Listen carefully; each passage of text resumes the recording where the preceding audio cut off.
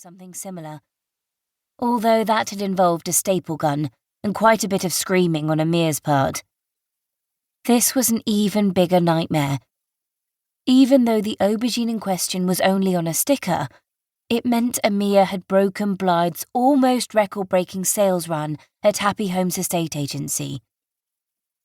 In the Warwickshire Company's 34-year history, no single sales representative had achieved the most sales every month for a whole year. But this month, Blythe had been on track to achieve just that, until Amir had set out to ruin things. He adjusted his sticker on the wall chart. It was so appropriate he'd chosen aubergines to record his sales. She looked at her row of unicorn stickers, one short of Amir's eggplants. She now needed just one more to tie for first for this month, keep her crown, and go down in history.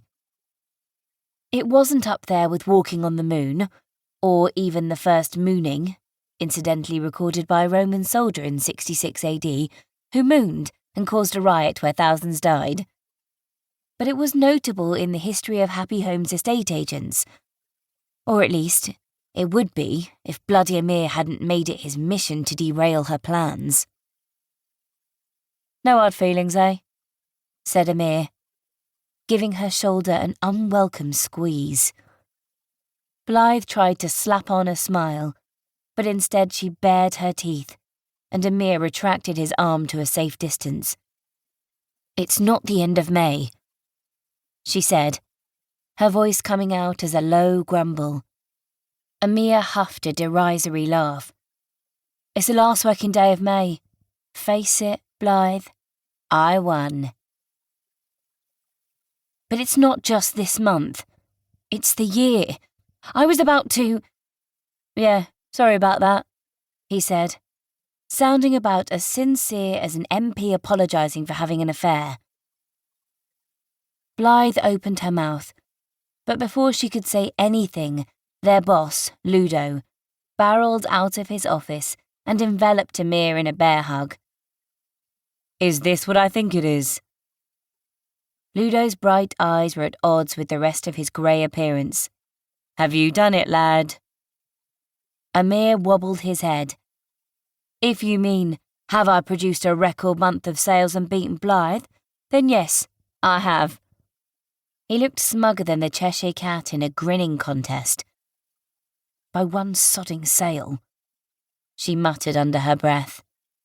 "That's fantastic," said Ludo. "And Blythe, you had such a fabulous run. Well done to you too. I'll get the champagne." "Hey, hang on," said Blythe, quite loudly, making Ludo do a pirouette any ballet dancer would have been proud of. She had everyone's attention. "The month's not over." She checked her watch. Ludo nodded encouragingly at her. "There's still a whole working hour today, and then there's more hours tomorrow." "It's Sunday tomorrow, and Monday's a bank holiday." Amir lifted his chin. "Do you have any planned viewings?" he asked. "Any offers out waiting to be accepted? Anything that's likely to come in before the clock ticks over into June?" His stare was icy. They'd been fierce rivals since he joined 6 months ago, and now he was challenging her position as top sales representative and Ludo's favourite. She wasn't sure which hurt her the most.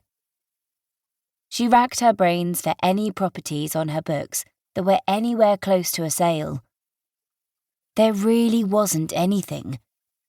Then she mentally went through her list of potential buyers. She'd been chasing a young couple who were trying to sort out their deposit, but because each time she rang it kept going to voicemail, she feared they were screening her calls. Blythe scanned her clients list for someone else. Anyone. "There's that guy from London, Sam Ashton." She felt her cheek twitch at the mention of him. Amir's Cheshire Cat grin broadened. "The bloke who you call every week with properties matching his criteria, and he poo-poos every single one."